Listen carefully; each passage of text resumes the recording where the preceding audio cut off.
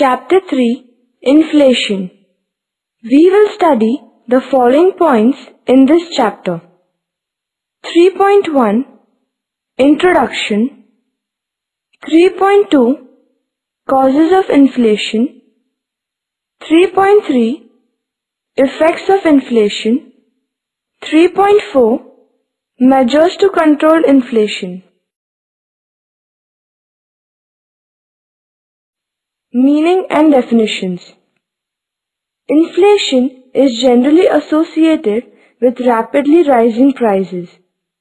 Thus, in simple terms, inflation is decline in purchasing power due to an increase in prices. Professor Crowther has defined inflation as a state in which the value of money is falling, that is, prices are rising. Professor Crowther's definition emphasizes on the rise in price level as a symptom rather than cause of inflation. However, this definition fails to explain why the price level increases from time to time. According to Professor Kammerer, inflation means too much currency in relation to the physical volume of business being done. This definition involves a comparison between two things: the supply of currency on one side and supply of physical goods and services on the other side. The above definitions establish cause and effect relationship between supply of money and the price level. An increase in supply of money is the cause and rise in price level is its effect. 3.1 Introduction. Inflation is a global economic concept.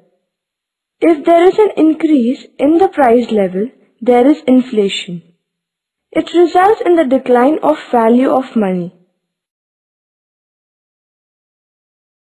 3.2 Causes of inflation.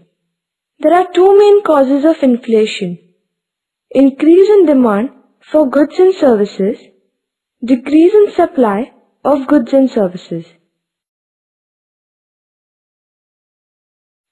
Increase in demand for goods and services. Demand for goods and services increases due to following factors. 1. Increase in public and private expenditure.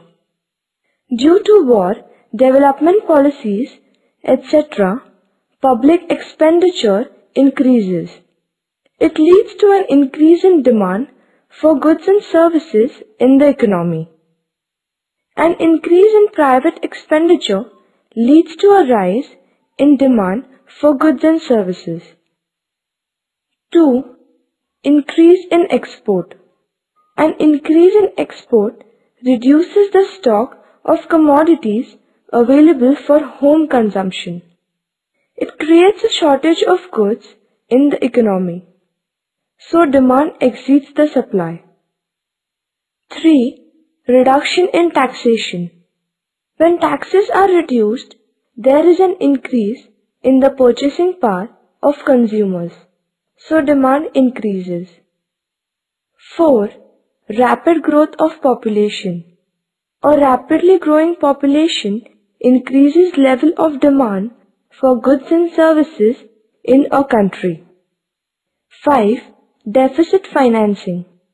Government meets the deficit by borrowing from the public and reserve banks, and also paying by printing currencies.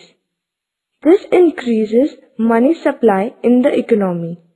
Therefore, demand and prices rise. 6. Availability of credit. Due to an easy availability of credit, consumer spending rises. It increases the demand for goods and services.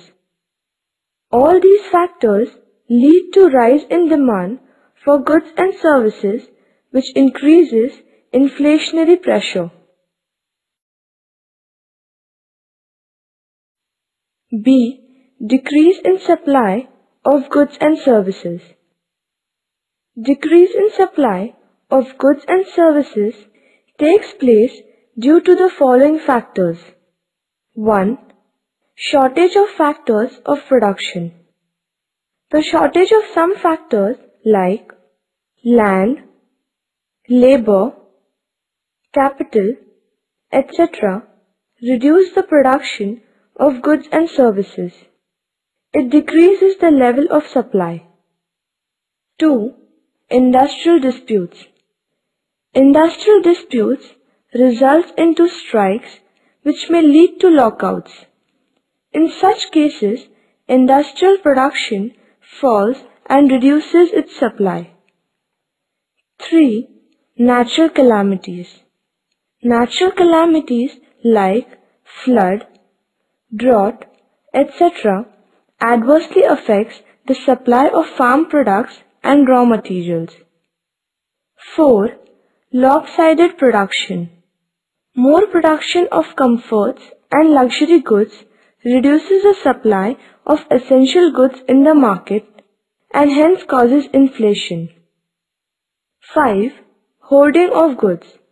Hoarding is done by suppliers to earn more profit. It reduces the supply of goods at a particular point of time. It leads to rise in prevailing prices. Sometimes consumers tend to hoard goods, expecting prices to rise in the near future. This creates a shortage of goods and services in the market, so prices rise. Hence, decrease in supply is also responsible for inflation.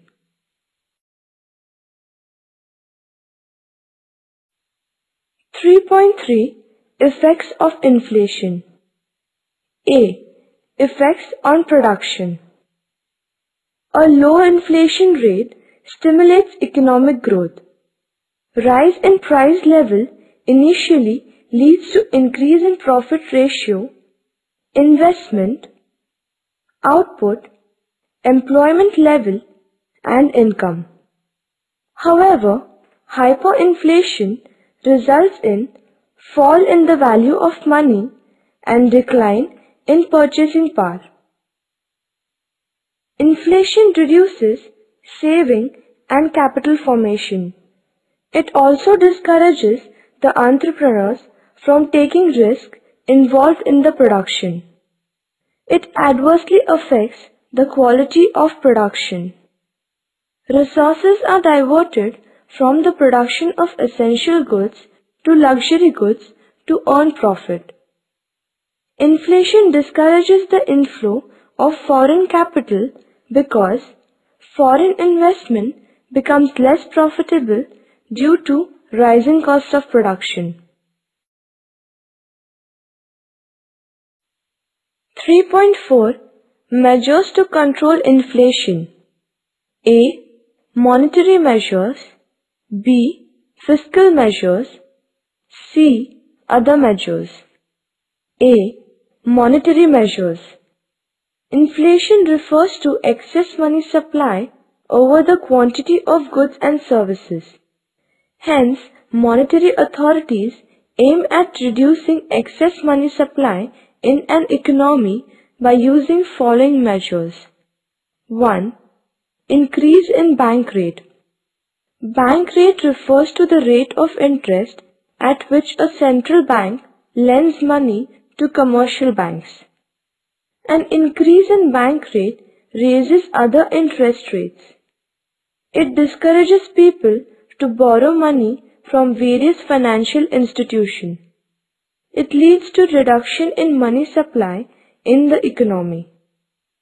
2. Sale of government securities in the open market. Sale of government securities by the central bank reduces cash with the commercial banks. It leads to a decrease in money supply in the economy.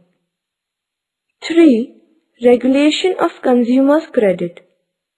Commercial banks provide consumer credit to buy durable goods like car, TV, etc. Such bank credit can be controlled by increasing down payment and reducing the number of installments. 4. Increase in cash reserve ratio, CRR. CRR refers to the proportion of total deposits which commercial banks have to keep with the central bank. A rise in CRR results into lesser availability of credit through banks. It helps to control money supply. B. Fiscal measures. Some of the important fiscal measures to control inflation are as follows. 1. Reduction in public expenditure. Government expenditure should be reduced to control inflation. 2. Increase in taxes. Government increases level of taxes and imposes new taxes. It leads to fall in consumption expenditure. 3. Surplus budget. The government has to adopt surplus budget in order to control inflation. 4. Public borrowings. The government borrows money from market, private individuals and firms. It takes away the excess purchasing power of the people. It reduces demand and hence prices come down. 5. Overvaluation.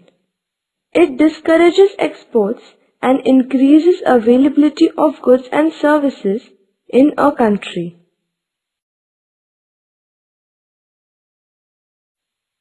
C. Other measures.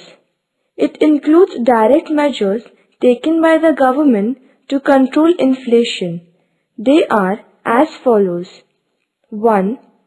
Expansion of domestic output so as to meet the ever-increasing demand. 2. Direct control of prices and rationing. That is, bringing down the upper limit beyond which prices would not be allowed to rise. 3. Adopting appropriate wage profit policy. 4. Publicity campaigns to appeal the people to control their expenditure. 5. Control of population growth. Hence, inflation is the situation of sustained upswings of prices.